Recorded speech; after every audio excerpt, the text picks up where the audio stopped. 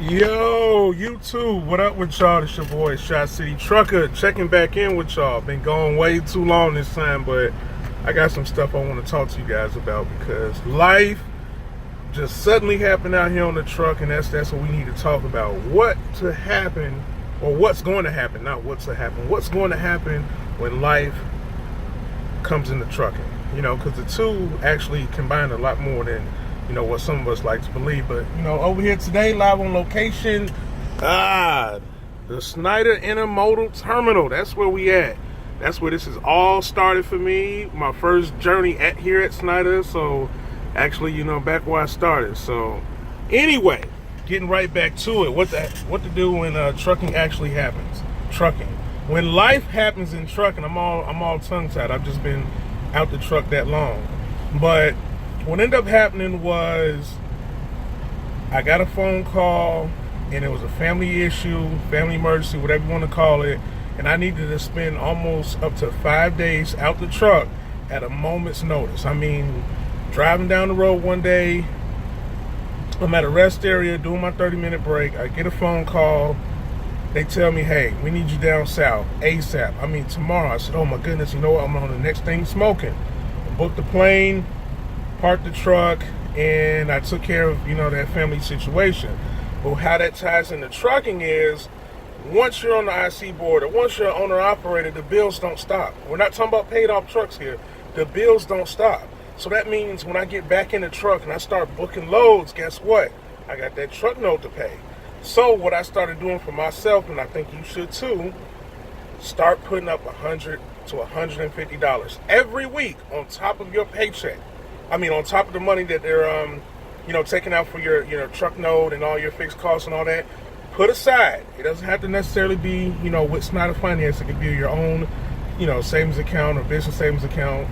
Put up $150, maybe $200 a week if you can, but at least no less than $100. And easily in 2 months' time, you'll be able to take a week off and get back in the truck and not miss a beat. Now, you'll still owe that following week for your fixed costs, but it ain't nothing as heavy as that truck note. That truck note and that fuel is going to be your heaviest expense. Well, last week I spent a little over $100 in fuel, so I can eat that. I went ahead and called, Schneider, hey, take out a truck payment.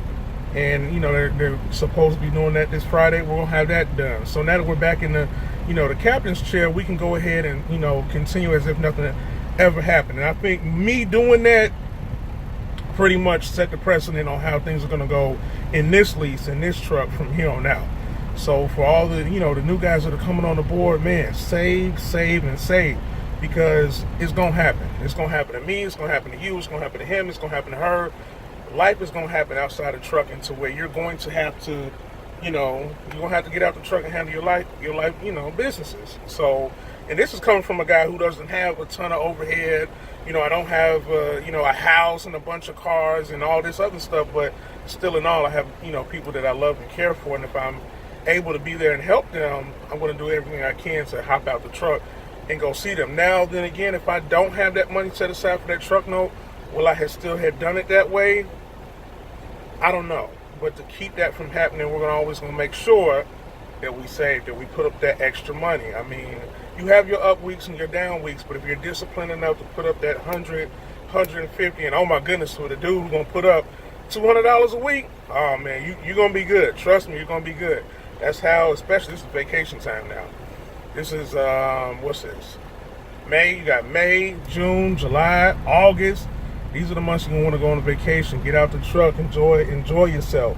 There's nothing wrong with, driving, a couple weeks and getting out the truck for a weekend, or, driving a couple weeks, get out the truck for a week. Or there's actually guys I know that work 3 weeks and take a week off. They only work 3 weeks a month. But however your schedule is, man, save for that rainy day. It's really going to help. I'm so glad I did it.